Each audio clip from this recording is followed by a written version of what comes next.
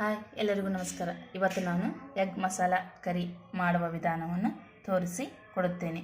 ನೀವು ಒಮ್ಮೆ ಈ ಥರ ಮಾಡಿ ನೋಡಿ, ನಿಮಗೂ ಕೂಡ ಇಷ್ಟ ಆಗುತ್ತೆ. ಹಾಗಾದರೆ ಇವಾಗ ಮಾಡುವ ವಿಧಾನವನ್ನು ನೋಡೋಣ. ಒಂದು ಫ್ರೈಯರನ್ನು ತೆಗೆದುಕೊಂಡು ಅದಕ್ಕೆ ಸ್ವಲ್ಪ ಎಣ್ಣೆಯನ್ನು ಹಾಕಿಕೊಳ್ಳಿ.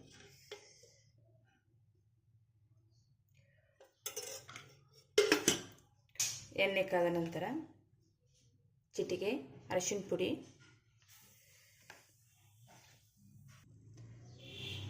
ಅರ್ಧ ಸ್ಪೂನ್ ರೆಡ್ ಚಿಲ್ಲಿ ಪೌಡರ್, ಒಂದು ಅರ್ಧ ಸ್ಪೂನ್ ಉಪ್ಪು, ಎಲ್ಲವನ್ನು ಹಾಕಿಕೊಂಡು ಸ್ವಲ್ಪ ಮಿಕ್ಸ್ ಮಾಡಿಕೊಳ್ಳಿ. ಮಿಕ್ಸ್ ಮಾಡಿಕೊಂಡ ನಂತರ ಬಾಯ್ಲ್ ಆಗಿರುವ ಎಗ್ಗನ್ನು ಇದಕ್ಕೆ ಹಾಕಿಕೊಳ್ಳೋಣ.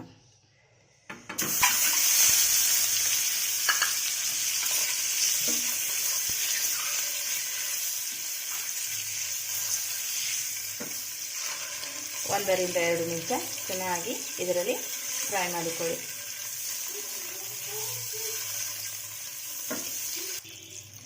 ನೋಡಿ, ಚೆನ್ನಾಗಿ ಫ್ರೈ ಆಗಿವೆ.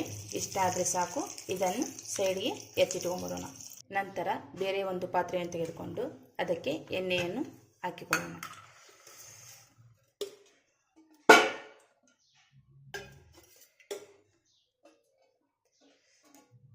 ನಾಲ್ಕರಿಂದ 5 ಸ್ಪೂನ್ ಎಣ್ಣೆ ಕಾದ ನಂತರ ಒಂದು ಪಲಾವ್ ಎಲೆ, ಒಂದು ಮೊಗ್ಗು, ಸ್ವಲ್ಪ ಚಕ್ಕೆ, 2ರಿಂದ 3 ಮೆಣಸು, 2 ಲವಂಗವನ್ನು ಹಾಕಿಕೊಳ್ಳಿ. ನಂತರ ಸ್ವಲ್ಪ ಜೀರಿಗೆ. ಇವಾಗ ಇದಕ್ಕೆ ಸಣ್ಣದಾಗಿ ಹೆಚ್ಚಿಕೊಂಡಿರುವ ಈರುಳ್ಳಿಯನ್ನು ಹಾಕಿಕೊಳ್ಳೋಣ.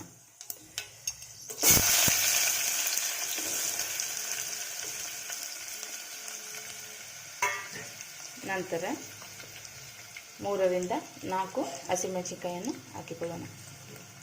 ಹಾಕಿಕೊಂಡು ಚೆನ್ನಾಗಿ ಈರುಳ್ಳಿಯನ್ನು ಫ್ರೈ ಮಾಡಿಕೊಳ್ಳೋಣ. ಈರುಳ್ಳಿ ಚೆನ್ನಾಗಿ ಫ್ರೈ ಆಗಿದೆ. 1ರಿಂದ 2 ಸ್ಪೂನ್ ಶುಂಠಿ ಮತ್ತು ಬೆಳ್ಳುಳ್ಳಿ ಪೇಸ್ಟನ್ನು ಹಾಕಿಕೊಳ್ಳೋಣ. ಹಾಕಿಕೊಂಡು ಚೆನ್ನಾಗಿ ಮಿಕ್ಸ್ ಮಾಡಿಕೊಳ್ಳಿ.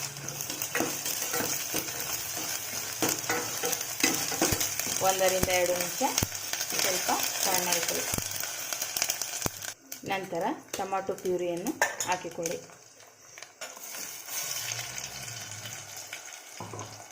ಟೊಮಾಟೊ ಪ್ಯೂರಿಯನ್ನು ಹಾಕಿಕೊಂಡು ಚೆನ್ನಾಗಿ ಮಿಕ್ಸ್ ಮಾಡಿಕೊಳ್ಳಿ. ಇವಾಗ ನೋಡಿ, ಚೆನ್ನಾಗಿ ಕುದಿದಾಗಿದೆ. 1 ಸ್ಪೂನ್ ಅರಿಶಿನ ಪುಡಿ, ಗರಂ ಮಸಾಲ, ಧನಿಯಾ ಪುಡಿ, ರೆಡ್ ಚಿಲ್ಲಿ ಪೌಡರ್ 1ರಿಂದ 2 ಸ್ಪೂನ್, ರುಚಿಗೆ ತಕ್ಕಷ್ಟು ಉಪ್ಪನ್ನು ಹಾಕಿಕೊಳ್ಳಿ. ಎಲ್ಲವನ್ನು ಹಾಕಿಕೊಂಡು ಚೆನ್ನಾಗಿ ಮಿಕ್ಸ್ ಮಾಡಿ 1ರಿಂದ 2 ನಿಮಿಷ ಇದನ್ನು ಬೇಯಲು ಬಿಡೋಣ.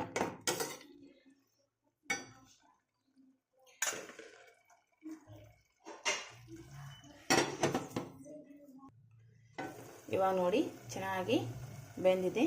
ಇವಾಗ ಸ್ವಲ್ಪ ನೀರನ್ನು ಹಾಕಿಕೊಂಡು ಮಿಕ್ಸ್ ಮಾಡಿಕೊಳ್ಳಿ.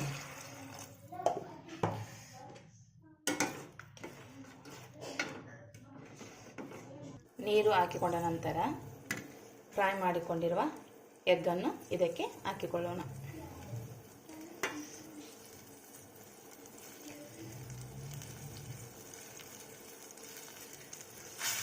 ಹಾಕಿಕೊಂಡು 4ರಿಂದ 5 ನಿಮಿಷ ಚೆನ್ನಾಗಿ ಕುದಿಸಿಕೊಳ್ಳೋಣ. ಇವಾಗ ನೋಡಿ, ಎಗ್ ಮಸಾಲ ಕರಿ ರೆಡಿಯಾಗಿದೆ. ಎಷ್ಟು ಚೆನ್ನಾಗಿ ಬಂದಿದೆ. ಮೇಲೆ ಸ್ವಲ್ಪ ಕೊತ್ತಂಬರಿ ಸೊಪ್ಪನ್ನು ಹಾಕಿಕೊಳ್ಳೋಣ.